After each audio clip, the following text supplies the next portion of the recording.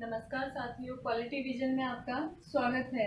आज का हमारा टॉपिक है लोकसभा।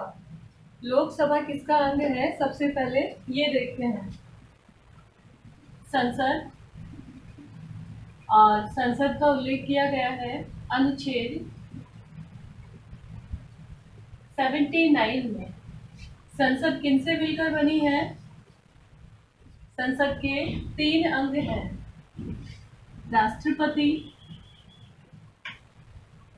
राष्ट्रपति का उल्लेख किया गया है अनुच्छेद 52 में।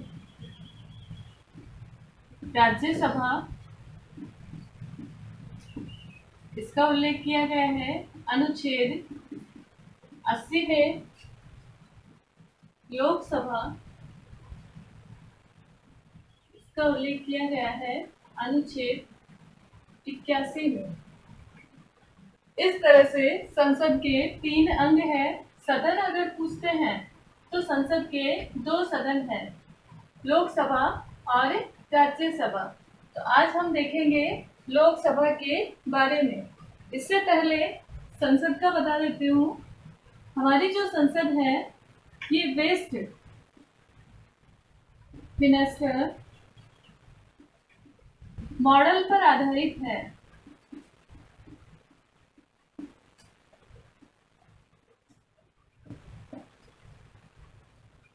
और संसद को पार्लियामेंट बोलते हैं।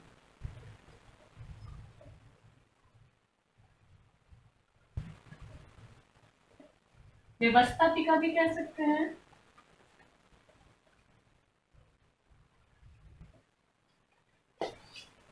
हमारी संसद का उल्लेख किया गया है संविधान के भाग 5 के अनुच्छेद की अगर बात करते हैं तो अनुच्छेद है 79 से लेकर 122 तक। इनमें 79 से लेके 122 तक संसद कैसे बनी है, किनसे मिलकर बनी हुई है, संसद के क्या अधिकार है, क्या शक्तियां हैं, इनका उल्लेख किया गया है। अब हम अपने टॉपिक पे आ जाते हैं। लोकसभा, लोकसभा को प्रथम सदन,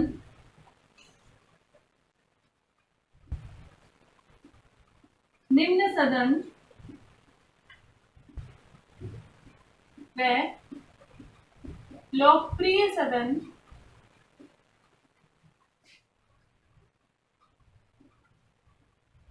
के नाम से जाना जाता है। प्रथम सदन हो गया, निम्न सदन हो गया, लोकप्रिय। लोकप्रिय सदन लोकसभा को इसलिए कहा गया है क्योंकि इसके जो प्रतिनिधि होते हैं, इसके जो उम्मीदवार होते हैं या इसके लोकसभा के जो सदस्य होते हैं वो सीधे जनता के द्वारा चुने जाते हैं। इस वजह से लोकप्रिय सदन कहा गया है। लोकसभा की अगर बात करें तो हमारी प्रथम जो लोकसभा है,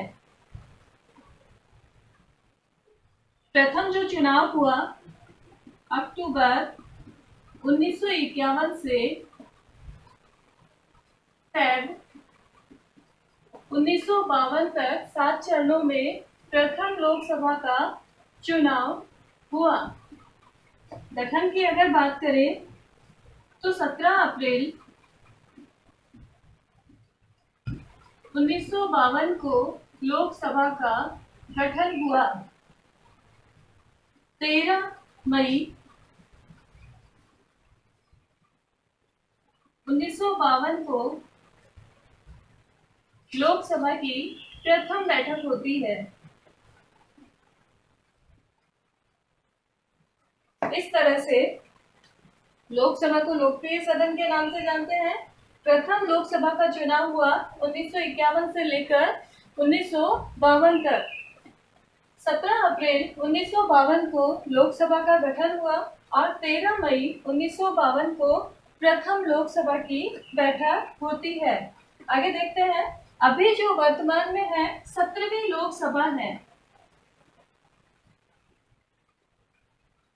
17वीं लोकसभा का गठन हुआ 30 मई 2000 2019 को 2019 से 17वीं लोकसभा चल रही है।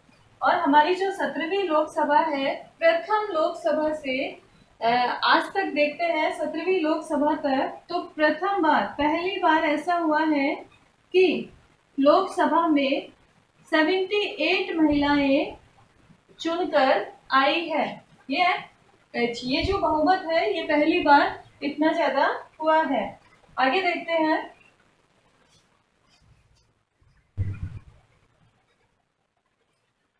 लोकसभा जो है, इसकी अध्यक्षता करते हैं स्पीकर। ये जो स्पीकर होते हैं, इनको अध्यक्ष भी बोलते हैं, यानी पदाधिकारी कह सकते हैं। लोकसभा के दो पदाधिकारी होते हैं, अध्यक्ष और उपाध्यक्ष, या स्पीकर और डिप्टी स्पीकर। इनके द्वारा लोकसभा की अध्यक्षता की जाती है। ये जो स्पीकर होते हैं, स्पीकर की कोई शपथ नहीं होती है। ये लोकसभा के ही सदस्य होते हैं और पूरे सदस्य मिलकर स्पीकर का चुनाव करते हैं। और देखा जाए तो लोकसभा में जो बहुमत दल होता है, बहुमत दल के सदस्य को राष्ट्रपति के द्वारा स्पीकर बनाया जाता है। जब लोकसभा का गठन होता है तो उस समय स्पीकर नहीं होता है, प्रोटेम स्पीकर, जो सबसे वृद्ध व्यक्ति होता है राष्ट्रपति, उसे प्रोटेम स्पीकर बनाते हैं। और जैसे ही लोकसभा का गठन हुआ, स्पीकर का चुनाव कर लिया जाता है। आगे देखते हैं। अभी जो स्पीकर है 17वीं लोकसभा के, वो है ओम बिरला। और प्रथम स्पीकर की अगर बात करें तो प्रथम लोकसभा के स्पीकर थे जी.वी. मावलंकर, गणेश वासुदेव मावलंकर। अब देखते हैं हम लोकसभा का गठन कैसे हुआ है। पहले सदस्य संख्या। लोकसभा में मूल संविधान में अगर देखें तो लोकसभा की सदस्य संख्या 500 थी। फिर 1987 में संशोधन हुआ और लोकसभा की सदस्य संख्या अधिकतम 552 बढ़ा दी गई है। वर्तमान में यदि लोकसभा की अधिकतम सदस्य संख्या 552 हो सकती है। अब ये 552 जो सदस्य हैं, ये कहाँ कहाँ से चुनकर आते हैं। 530 सदस्य विभिन्न राज्यों से, 20 सदस्य हो गए यूटी से, यानी यूनियन टेरिटरी, केंद्र शासित प्रदेशों से। 2 सदस्य होते हैं आंग्ल भारतीय। ये जो आंग्ल भारतीय सदस्य हैं, ये निर्वाचित होकर नहीं आते हैं, इनका मनोनयन होता है और मनोनीत किए जाते हैं ये राष्ट्रपति के द्वारा। अगर राष्ट्रपति को लगे कि आंग्ल भारतीय सदस्य चुनकर नहीं आए हैं, तो अधिकार दिया गया है कि लोकसभा में तो आंग्ल भारतीय सदस्य मनोनीत कर सकते हैं। ये जो आंग्ल भारतीय सदस्य मनोनीत किए जाते हैं, मनोनीत करने वाले सदस्य राष्ट्रपति के चुनाव में भाग नहीं लेते हैं। और आंग्ल भारतीय सदस्य की बात करें तो आंग्ल भारतीय किसे कहते हैं? सिंपल सा है, जिनके पिता यूरोपीय हो और माता भारतीय हो, उनकी संतान को आंग्ल भारतीय कहा गया है। और संविधान में, लोकसभा में और राज्यों की विधानसभाओं में आंग्ल भारतीय समुदाय को भी हिस्सा दिया गया है। वर्तमान में है 545 सदस्य, ये तो मैक्सिमम हो सकते हैं, और प्रेजेंट में है अधिकतम हो सकते हैं। ये तो वर्तमान में 545 है। इनमें से 530 सदस्य विभिन्न राज्यों से,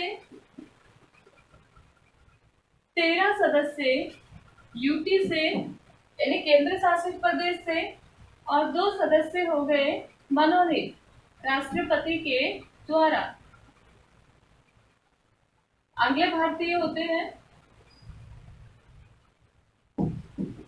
अगर आंग्ल भारतीय सदस्य चुनकर आ रहा है तो वो आंग्ल भारतीय सदस्य राष्ट्रपति के चुनाव में हिस्सा ले सकता है, यानी निर्वाचित होकर आया है तो वो राष्ट्रपति के चुनाव में भाग लेगा। और अगर मनोनीत है तो मनोनीत सदस्य राष्ट्रपति के चुनाव में भाग नहीं लेते हैं। तो इस तरह से सदस्य संख्या डिवाइड की गई है। तो ये हो गए 500, ये हो गए 543, ये तो निर्वाचित हो गए, और 2 सदस्य हो गए मनोनीत, तो मिला के 545 सदस्य ये जो है ये राष्ट्रपति के चुनाव में भाग लेते हैं।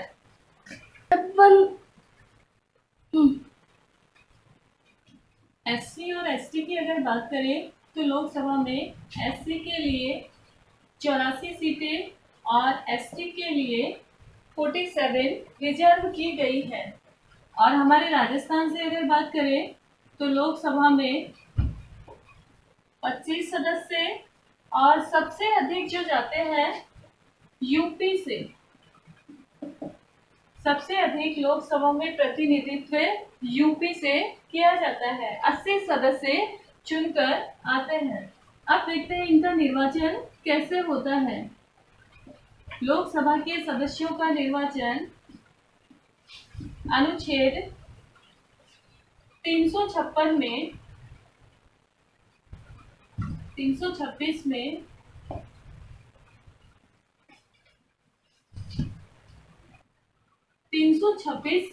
अनुच्छेद 326 में कहा गया है कि लोकसभा के जो सदस्य हैं ये वयस्क मताधिकार के आधार पर, यानी जो 18 वर्ष का हो गया है उसको वयस्क मताधिकार कहा गया है और उसको वोट डालने का अधिकार है। 18 वर्ष का जो हो गया है और इसके अलावा मतदाता सूची में जिसका नाम पंजीकृत है वही वोट डाल सकता है। और वैसे कार्यकाल अगर देखा जाए तो 5 वर्ष का इसका कार्यकाल होता है। आगे देखते हैं योग्यताएं। लोकसभा का उम्मीदवार बनने के लिए क्या क्या योग्यताएं होनी चाहिए, संविधान में लिखी हुई है। भारत का नागरिक हो,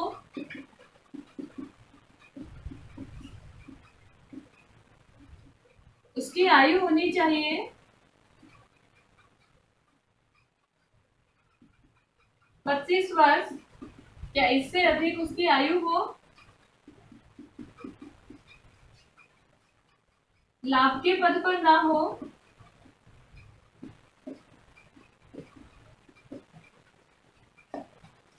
और लास्ट है पागल या दिवालिया घोषित ना हो। भारत का नागरिक होना चाहिए, उसकी आयु कितनी हो, 25 वर्ष या इससे अधिक हो। लाभ का पद किसे कहा गया है, केंद्र सरकार व राज्य सरकार में नौकरी ना करता हो। और लाभ के दायरे से बाहर रखा गया है राष्ट्रपति को, राज्यपाल को, मंत्रियों को लाभ के पद से या लाभ के दायरे से बाहर रखा गया है।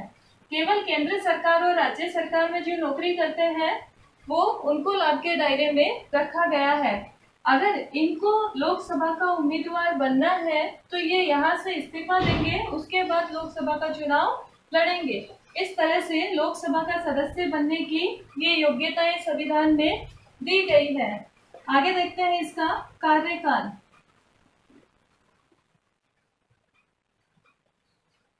लोकसभा का कार्यकाल 5 वर्ष का होता है।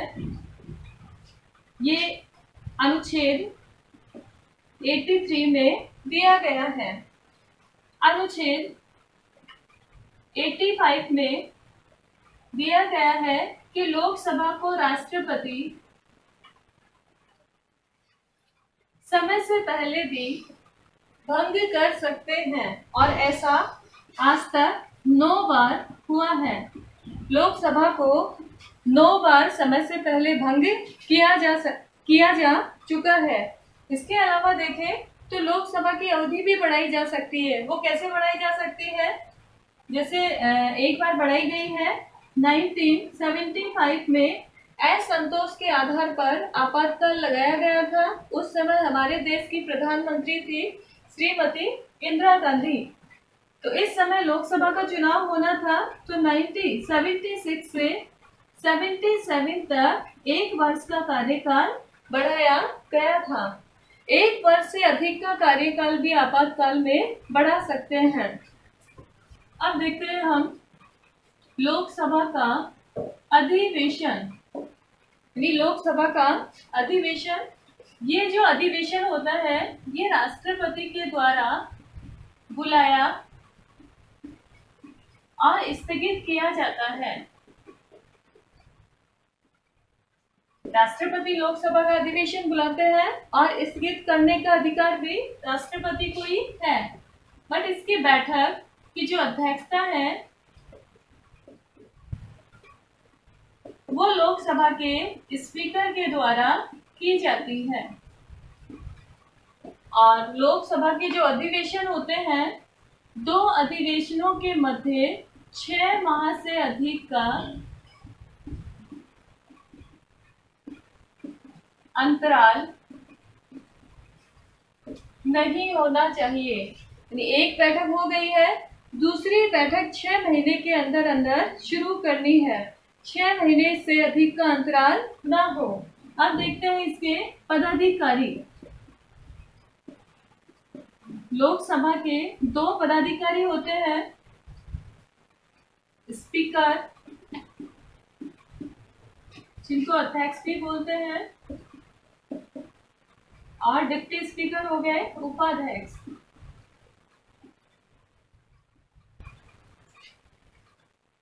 ये जो स्पीकर और यानी अध्यक्ष और उपाध्यक्ष है, ये लोकसभा के सदस्य अपने में से ही चुनते हैं और इनको बहुमत के आधार पे पद से हटा भी सकते हैं, दूसरा चुन सकते हैं। ये स्वेच्छा से भी अपना त्याग पत्र दे सकते हैं।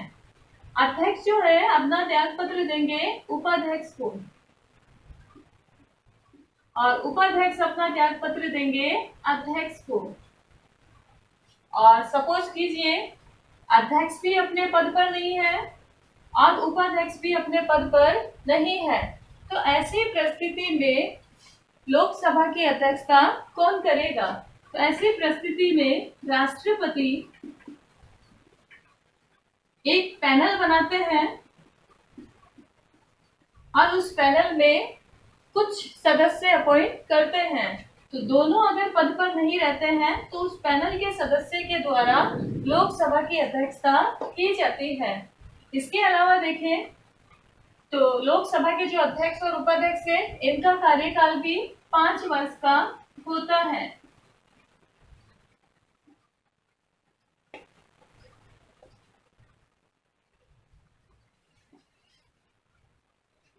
लोकसभा के जो अध्यक्ष है, इनके कार्य देखें तो सबसे महत्वपूर्ण कार्य है इनका धन विधेयक।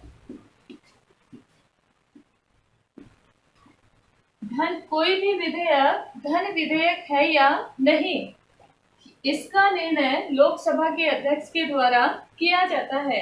सदन में शांति बनाए रखना, किसको कितना समय देना है बोलने के लिए, ये भी निर्धारण लोकसभा के अध्यक्ष के द्वारा ही किया जाता है।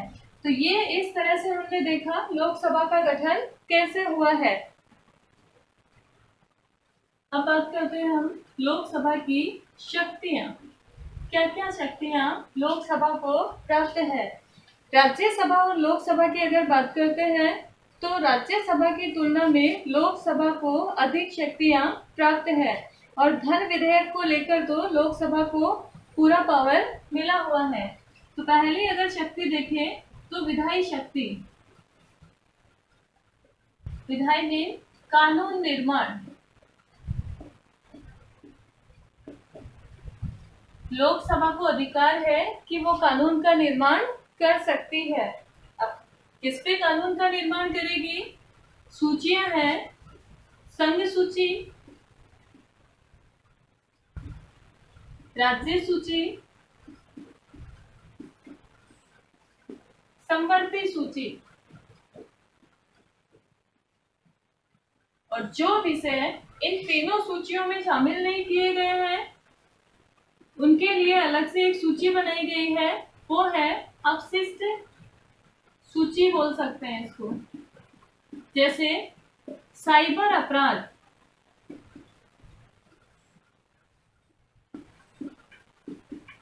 ऐसे जो क्राइम है वो अपशिष्ट सूची में शामिल किए गए हैं। राज्य सूची की बात करें तो इस पे कानून बनाने का अधिकार राज्य को है। अगर आपातकाल लगा हुआ है तो उस कंडीशन में राज्य सूची के जो पावर्स है, यानी किसी भी स्टेट में अगर राष्ट्रपति शासन लागू हो गया है तो ऐसी कंडीशन में राज्य सूची के विषयों पर कानून बनाने का अधिकार संसद के पास चला जाता है। अब संघ सूची और समवर्ती सूची।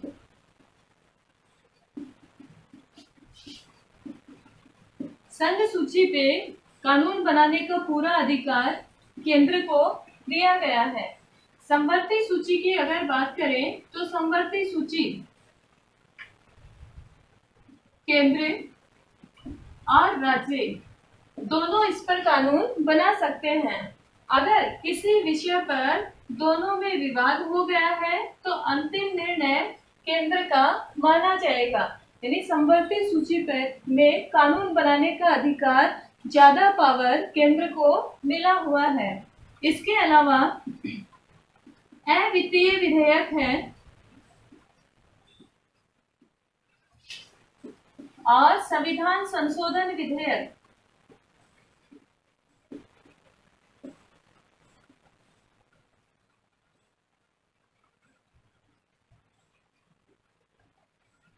ये भी लोकसभा में, यदि लोकसभा या राज्यसभा किसी में भी पहले प्रस्तावित किए जा सकते हैं। इनमें दोनों सदनों को बराबर अधिकार दिया गया है। अब बात करते हैं हम दूसरी शक्ति की,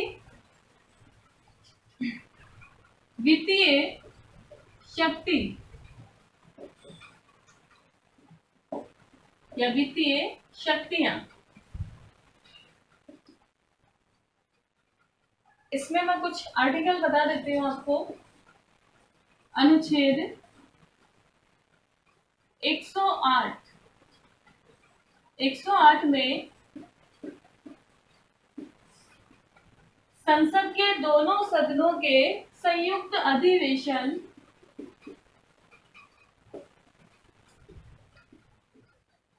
की बात कही गई है। संयुक्त अधिवेशन किन परिस्थितियों में बुलाया जा सकता है? जब लोकसभा ने कोई विधेयक पारित कर दिया है, पास कर दिया है, राज्यसभा में भेज दिया गया है और राज्यसभा ने उस विधेयक पर 6 माह तक कोई रेस्पॉन्स नहीं दिया है, तो ऐसी परिस्थितियों में संयुक्त अधिवेशन बुलाया जा सकता है। आज तक दोनों सदनों का संयुक्त अधिवेशन 3 बार बुलाया गया है और ये जो संयुक्त अधिवेशन बुलाया जाता है ये राष्ट्रपति के द्वारा बुलाया जाता है और इसकी अध्यक्षता लोकसभा के स्पीकर के द्वारा की जाती है। 3 बार कब कब बुलाया गया है? 1961 में दहेज बिल को लेकर दहेज विधेयक लाया गया था। दूसरा है 1978 में बैंकिंग सेवाओं को लेकर, और एक बार बुलाया गया है 2002 में कोटा अधिनियम को लेकर।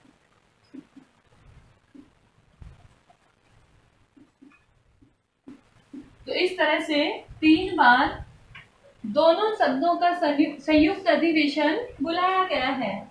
अब आगे अनुच्छेद 109 में धन विधेयक के बारे में दिया गया है और ये धन विधेयक लोकसभा में ही पहले लाया जाएगा, ऐसा अनुच्छेद 109 में लिखा हुआ है। अनुच्छेद 110 की अगर बात करें तो 110 में दिया गया है धन विधेयक की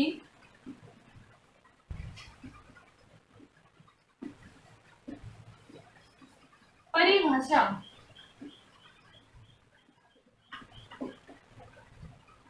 अनुच्छेद 111 की अगर बात करें तो दोनों सदनों से विधेयक पारित होने के बाद राष्ट्रपति के पास भेजे जाते हैं और राष्ट्रपति जब तक इस पर हस्ताक्षर नहीं करते हैं ये कानून नहीं बनता है। और जैसे ही राष्ट्रपति ने विधेयक पर हस्ताक्षर किए वो विधेयक कानून का रूप ले लेता है। इस तरह से लोकसभा और राज्यसभा मिलकर कानूनों का निर्माण करती है। वित्तीय शक्तियों में अगर देखें तो लोकसभा को अधिक शक्ति प्राप्त है।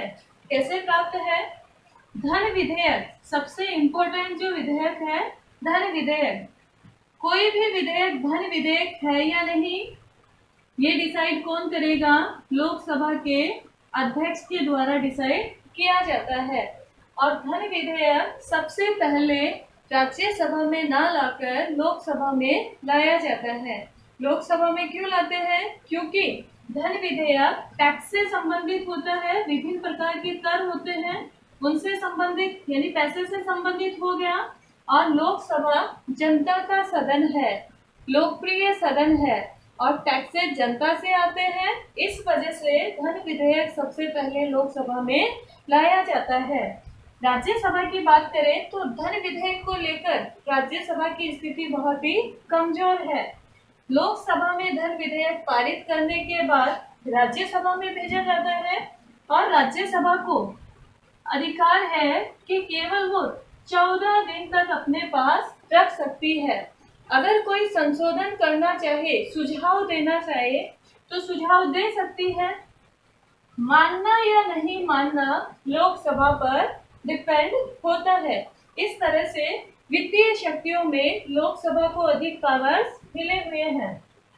और संयुक्त अधिवेशन की अगर बात करें तो संयुक्त अधिवेशन में भी जो भी निर्णय होता है बहुमत के आधार पर होता है। राज्यसभा की सदस्य संख्या है 250 अधिकतम हो सकती है, 245 वर्तमान में है और लोकसभा की सदस्य संख्या है 545 वर्तमान में। तो ये डबल हो गई। तो लोकसभा का बहुमत अधिक होता है और लोकसभा का निर्णय ही अंतिम निर्णय होता है अगर संयुक्त अधिवेशन भी बुलाया जाता है। तो अगली शक्ति देखते हैं हम। अगली शक्ति है अपनी कार्यपालिका। तीसरी शक्ति है हमारी कार्यपालिका पर नियंत्रण, यानी लोकसभा कार्यपालिका पर किस तरह से नियंत्रण रखती है। संविधान के अनुच्छेद 75 के सब क्लोज 3 में लिखा हुआ है कि मंत्री परिषद सामूहिक रूप से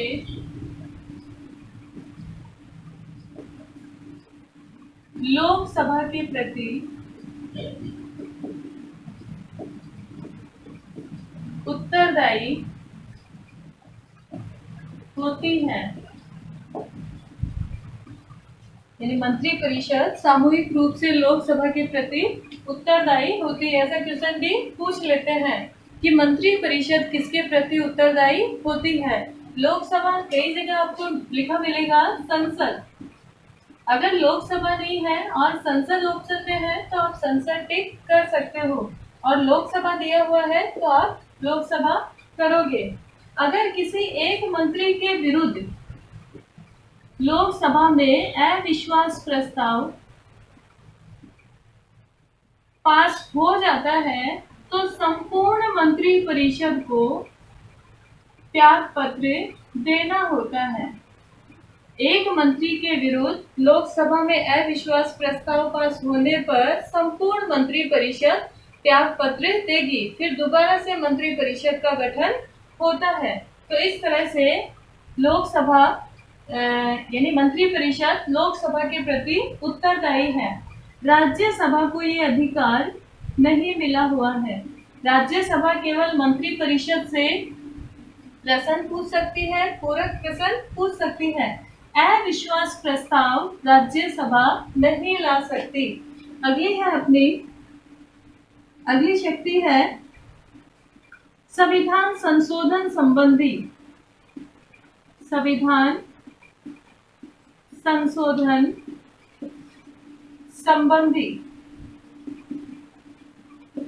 संविधान में संशोधन अनुच्छेद 368 के तहत किया जाता है और संविधान संशोधन संबंधी विधेयक लोकसभा या राज्यसभा किसी भी सदन में पहले लाया जा सकता है। राज्यसभा में भी ला सकते हैं और लोकसभा में भी ला सकते हैं। दोनों सदनों से पारित होने के बाद विधेयक को राष्ट्रपति के पास भेजा जाता है और राष्ट्रपति जैसे ही हस्ताक्षर करते हैं वो क्या बन जाता है? कानून बन जाता है, नया कानून बन जाता है। अगली शक्ति है लोकसभा की निर्वाचन संबंधी। लोकसभा को निर्वाचन संबंधी अधिकार भी मिला हुआ है।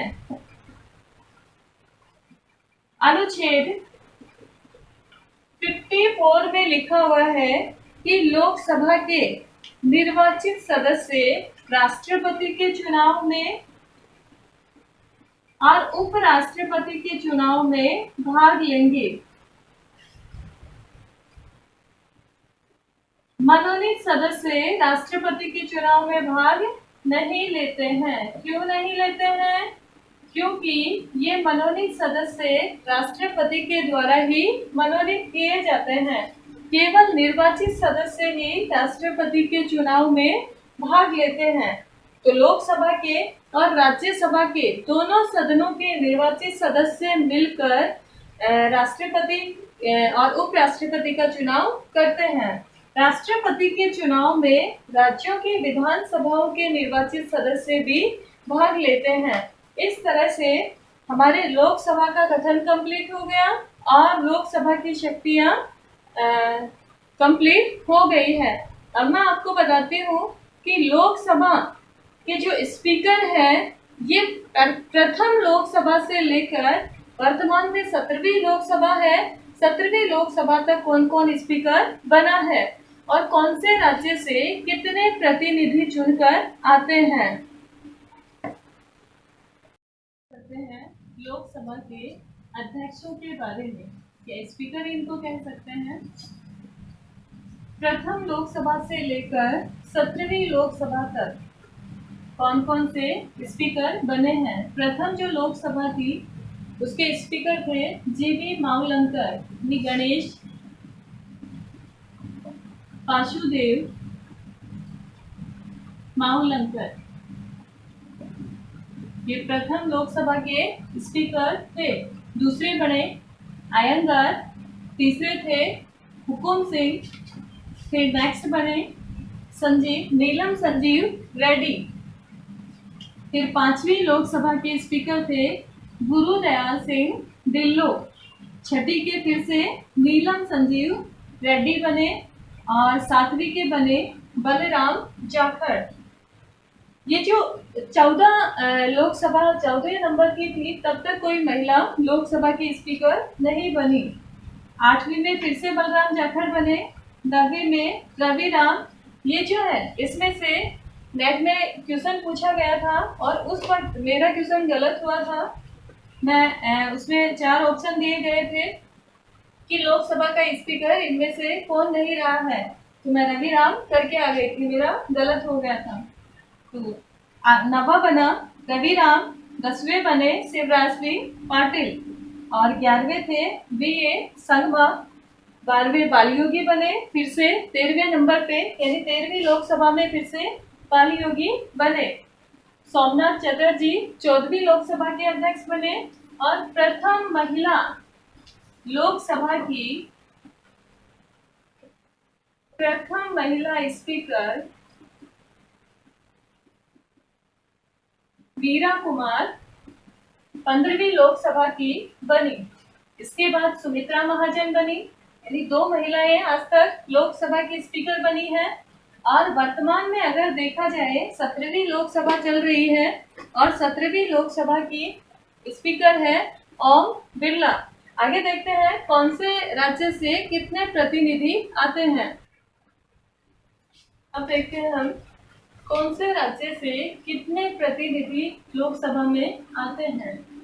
सबसे ज्यादा अगर बात करें तो यूपी से सबसे अधिक प्रतिनिधि आते हैं।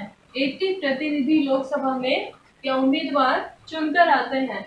वेस्ट बंगाल से 42, झारखंड और असम से बराबर आते हैं, 14 मेंबर्स आते हैं। मिजोरम, नागालैंड, सिक्किम यहाँ से एक एक सदस्य लोकसभा के लिए या उम्मीदवार चुनकर आता है। मणिपुर, मेघालय, त्रिपुरा, गोवा, अरुणाचल प्रदेश यहाँ से 2-2 मेंबर आते हैं। ये जो है ये पूर्वी 7 बहनों के नाम से जाने जाते हैं। और दिल्ली को छोड़कर सभी जो केंद्र शासित प्रदेश है वहां से एक एक मेंबर आते हैं। दिल्ली से लोकसभा में 7 सदस्य चुनकर जाते हैं। उत्तराखंड की बात करें तो 5, एमपी से 29, छत्तीसगढ़ से 11 आते हैं, गुजरात से 26 है और हमारे राजस्थान से 25 है। बिहार की बात करें तो बिहार से 40 उम्मीदवार आते हैं, राजस्थान हो गया 25, पंजाब से 13 मेंबर आते हैं।